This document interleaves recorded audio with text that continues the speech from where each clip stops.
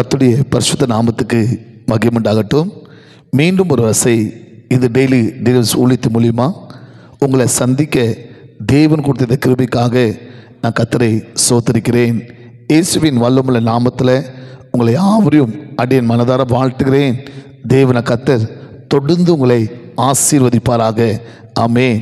சரி பிரியமானவர்களே, இந்த நாளில் கூட பரிசுத்த வேதாகத்திலிருந்து தேவனுடைய வார்த்தையை நம்ம வாசித்து நம்முடைய விடுதலைக்காக, நம்முடைய சுகம், நம்முடைய அற்புதத்துக்காக நம்ம ஜெபிக்க போகிறோம். காரணம், நம்ம தேவன் ஜெபத்தை கேட்கறது மாத்திரமல்ல, ஜெபத்தை கேட்டு நம்ம வாழ்க்கையில் விடுதலையும் அற்புதங்களையும் சுகத்தையும் ஆசீர்வாதங்களை கொடுக்கிற தேவனாக இருக்கிறார். அவர் விடுதலை நாயகனாக இருக்கிறார். ஆகிய இந்த வார்த்தையை நாள்தோறும் கேட்குற நீங்கள் விசுவாசத்தோடு, ஒரு நம்பிக்கையோடு, ஒரு எதிர்பார்த்தத்தோடு நீங்கள் கேட்பீங்கன்னா, ஒப்பு கொடுப்பீங்கன்னா உங்கள் வாழ்க்கையில் நாள்தோறும் விடுதலை பார்க்க முடியும், அற்புதங்களை பார்க்க முடியும், சுகத்தை பார்க்க முடியும், தேவனுடைய சமாதானத்தையும் ஆசீர்வாதங்களை நீங்கள் பெற்றுக்கொள்ள முடியும். ஆமென். இந்த நாளில் கூட எபிரேயர் எழுதின சுவிசேஷ புஸ்தகம் 6ஆம் அதிகாரம் 14ஆம் வசனம், எபிரேயர் 6:14. அந்த இடத்துல தேவன் சொல்கிறது, நிச்சயமாகவே நான் உன்னை ஆசீர்வதித்து உன்னை பெருகவே பெருக செய்வேன். Amen. Hallelujah. I will bless you and multiply you. ஆண்டு சொல்றாரு ஆபிரகாமை பார்த்து, மகனே, நான் உன்னை நிச்சயமா கண்டிப்பா உன்னை ஆசீர்வதித்து உன்னை பெருகவே பெருக செய்வேன். வேதம் சொல்லுகிறது, கர்த்தர் சொன்னபடியே ஆபிரகாம் பொறுமையோடு காத்திருந்து அந்த ஆசீர்வாதத்தை பெற்றுக்கொண்டானா. இன்னைக்கு அநேக ஆணுடைய பிள்ளை வாழ்க்கையில் சில கொழுப்பங்கள், சில கேள்விகள், சில சந்தேகங்கள், சில அவிசுவாசங்கள் உள்ளத்தில் தோண்டிக்கொண்டே இருக்கிறது. தேவன் அநேக வாக்குத்தத்தை கொடுத்திருக்கிறாரு. அநேக ஊழியக்காரர் மூலியமா தேவனுடைய வார்த்தைகள் எனக்கு வாக்குத்தத்தம் கொடுத்துருக்கிறாரு. ஆனால் என் வாழ்க்கையில் பழிக்க மாட்டேங்குதே, என் வாழ்க்கையில நிறைவேற மாட்டேங்குதே, அந்த ஆசீர்வாதங்களை நான் பெற்றுக்கொள்ள முடியலையே, ஏன் என்ற சந்தேகம், என்ற கேள்வி, என்ற குழப்பம் உங்களை வாட்டி கொண்டிருக்கலாம். ஆனால் வேதம் சொல்கிறது, தேவன் சொன்னபடியே ஆபிரகாம் பொறுமையோடு காத்திருந்து அந்த வாக்குத்தத்தின் ஆசீர்வாதங்களை பெற்றுக்கொண்டானா.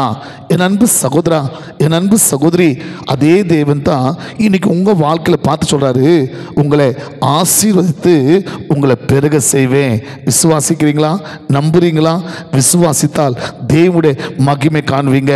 இந்த இடத்துல தேவன் ஆபிரகாம் சொன்ன வாக்குத்தத்தங்களை அவன் வாழ்க்கையில பழிக்க அல்லது நிறைவேற்றிக்கொள்ள அல்லது அந்த ஆசீர்வாதத்தை அவன் பெற்றுக்கொள்ள காரணம் என்ன? ஒரு 3 காரியங்கள் பார்க்கும்போது வேதம் சொல்வது, ஆபிரகாம் கர்த்தருடைய வார்த்தைக்கு தன் வாழ்க்கையை முழுமையா ஒப்பு கொடுத்தார்.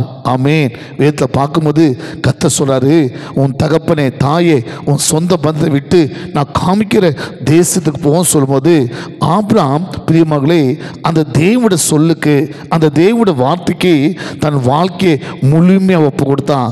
2வது, ஆபிரகாம் கர்த்தருடைய வார்த்தைக்கு தன்னை முழுமையா கீழ்ப்படிய ஒப்பு கொடுத்தான். ஆண்டு சொல்றாரு, தரிசனமாகி ஆபிரகாம் உன்னுடைய குமாரனாகிய ஈசாக்கே மோரியமல் கொண்டு வந்து எனக்கு பலி கொடுக்கணும். பாருங்க பிரியமகளே, எப்படிப்பட்ட சோதனை, எப்படிப்பட்ட சூழ்நிலை. ஆனால் வேதம் சொல்கிறது, ஆபிரகாம் தேவனுடைய சொல்லுக்கு, தேவனுடைய வார்த்தைக்கு அப்படியே தன்னை கீழ்ப்படியே முழுமையா ஒப்பு கொடுத்தான். 3வது பார்க்கும்போது ஆபிரகாமுக்கு தேவன் வாக்கு கொடுத்து வெளியே கூட சொல்றாரு, வானத்தை பார்த்து, இந்த நட்சத்திரங்கள் என்ன கூடுமான என்ன, உன் சந்ததியை அவ்வளவா நான் ஆசீர்வதிக்க போகிறேன். வேதம் சொல்கிறது, ஆபிரகாம் கர்த்தருடைய சொல்லுவே, கர்த்தருடைய வாக்குத்தத்தத்தை, கர்த்தருடைய வார்த்தையை முழுமையா விசுவாசிக்க தன்னை ஒப்பு கொடுத்தான்.